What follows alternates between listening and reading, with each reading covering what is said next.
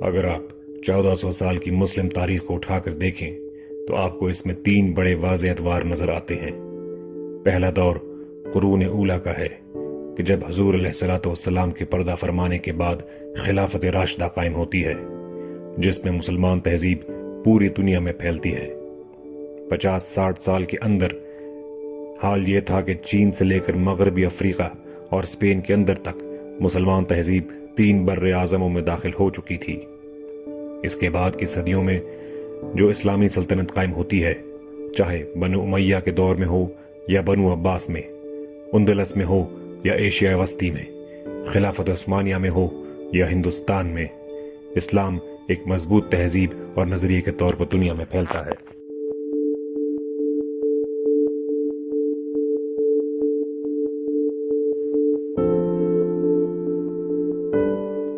عسکری قوت کی بات کی جائے یا نظریاتی پختگی کی، ہر سطح پر مسلمانوں کا غلبہ واضح نظر آتا ہے۔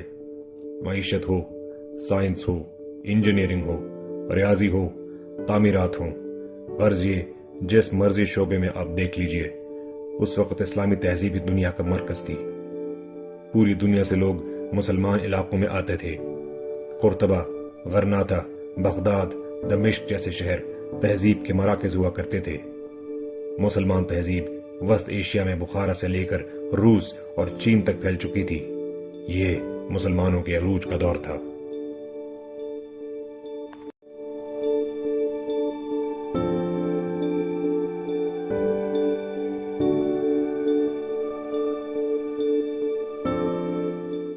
اس کے کئی سو سال بعد دوسرا دور وہ تھا کہ جب مسلمان تہذیب پھیلنا بند ہو چکی تھی مگر اپنی جگہ مستحکم تھی، اور مغرب خود کو منظم کر کے مسلمانوں پر حملے کر رہا تھا۔ یہ صلیبی جنگوں کا دور تھا۔ صلیبی جنگیں بھی کئی سو سال چلی کہ جن میں کبھی نور الدین زنگی اور کبھی سلطان صلاح الدین ایوبی جیسے مجاہدین پیدا ہوتے رہے کہ جن کی تلواریں امت مسلمہ کی آبرو کی حفاظت کرتی رہیں۔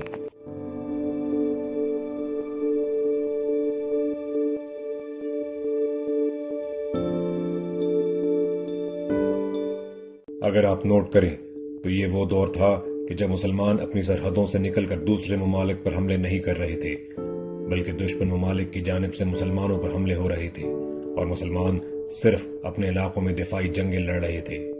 یہ وہ دور تھا کہ جب ہم اپنی عزت و آبرو کا دفاع اپنے گھروں میں رہتے ہوئے کر رہے تھے، اور جو تہذیب ہم نے پہلے اپنے عروج کے دور میں قائم کی تھی اس کی حفاظت کر رہے تھے۔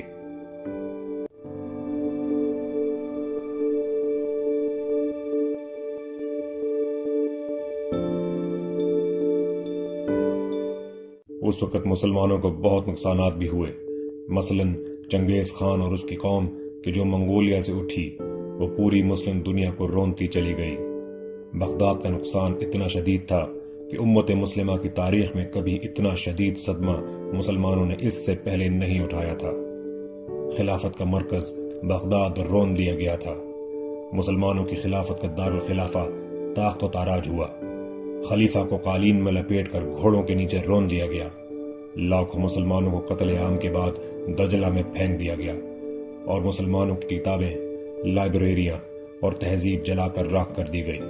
اس کے باوجود مسلمان نظریاتی طور پر اتنے مضبوط تھے کہ جلد ہی اپنے پیروں پر اٹھ کھڑے ہوئے، اور اس کے بعد خلافت عثمانیہ قائم کی اور پھر اپنے عروج پہ جا پہنچے۔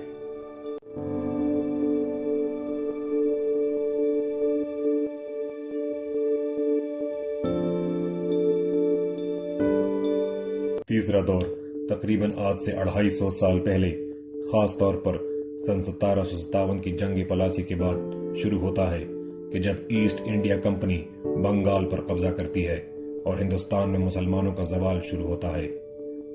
سن 1757 میں نواب سراج الدولہ کی شہادت ہوتی ہے۔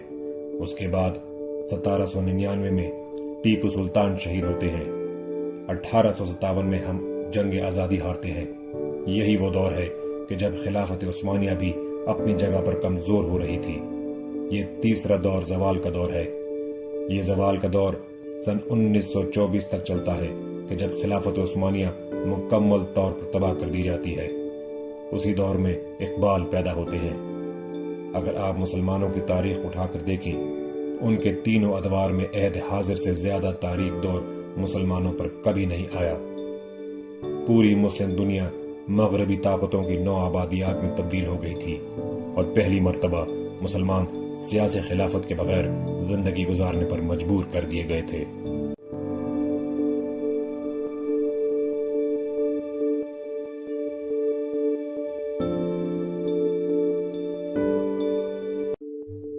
اقبال کے آنے کے بعد ایک نیا دور شروع ہوتا ہے کہ جو دوبارہ عروج اور نشاط ثانیہ کا دور ہے۔ اس کو ہم آگے بیان کریں گے۔ مجدد الف ثانی، شاہ ولی اللہ اور اقبال تینوں بزرگ تاریخ ساز شخصیات ہیں۔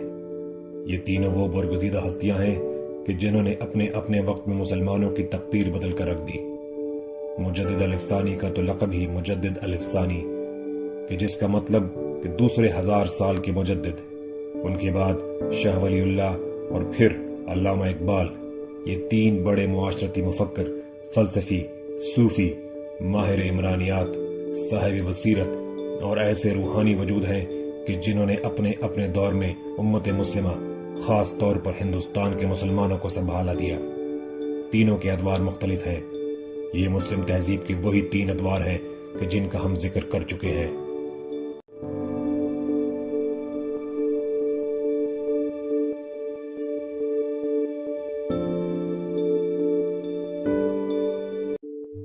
مجدد الف ثانی اکبر بادشاہ کے زمانے میں تھے۔ یہ وہ دور تھا کہ جب مغل حکومت اپنے عروج کی طرف جا رہی تھی اور اکبر گمراہ ہونے لگا تھا۔ اس نے دین الہی کے نام سے ایک نئے مذہب کا اعلان کر دیا اور اسلام کے نام پر خرافات شروع کر دیں۔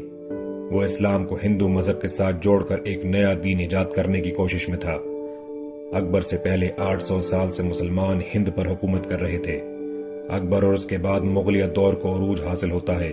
اس وقت حضرت مجدد کی حکمت عملی مختلف تھی، چونکہ حکمران وقت مسلمان تھے۔ مسلمانوں کی حکومت تھی کہ جو کئی سو سال سے چلی آ رہی تھی۔ حکمران گمراہ ہو گیا تو مجدد الف ثانی نے ریاست کے خلاف بغاوت برپا کرنے کی بجائے آس پاس کے مسلمان حکمرانوں، جرنیلوں، وزراء، دانشوروں اور علماء وغیرہ پر کام کیا تاکہ بادشاہ کی گمراہی کے فتنوں کو روکا جا سکے۔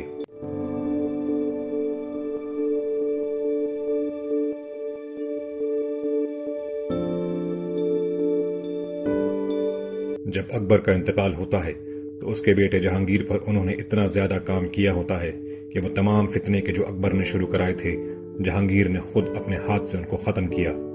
مجدد الف ثانی نے ریاست سے بغاوت نہیں کی، حالانکہ ان کو جیل میں بھی بند کیا گیا، سختیاں بھی کی گئیں۔